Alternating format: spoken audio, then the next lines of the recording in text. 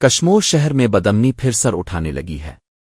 گزشتہ دن کشمیر تھانے کے قریب واقع کھاد مارکیٹ میں 3 نامعلوم مسلح موٹر سائیکل سواروں نے ہندو تاجر منیش کمار کے گودام پر حملہ کیا۔ ڈاکوؤں نے ہتھیار کے زور پر گودام میں موجود اکاؤنٹنٹ سمیت تمام افراد کو یرغمال بنایا اور 40 لاکھ سے زائد نقدی لوٹ کر فرار ہو گئے۔ گودام کے مالک منیش کمار نے بتایا کہ ڈاکو انتہائی مہارت سے کارروائی کرتے ہوئے بآسانی فرار ہو گئے۔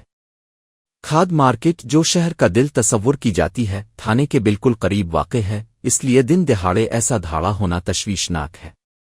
پولیس موقع پر پہنچ گئی اور ایس ایچ او کشمیر کے مطابق تمام شواہد جمع کر لیے گئے ہیں۔ انہوں نے بتایا کہ جدید ٹیکنالوجی کی مدد سے ملزمان کو ٹریس کر لیا گیا ہے اور جلد گرفتار کر کے قانون کے کٹہرے میں لایا جائے گا۔ ایس ایچ او نے مزید کہا کہ تحقیقاتی دائرہ بڑھایا جا رہا ہے تاکہ نہ صرف نقد رقم واپس لی جائے بلکہ مجرموں کو قانون کے مطابق سزا دی جائے۔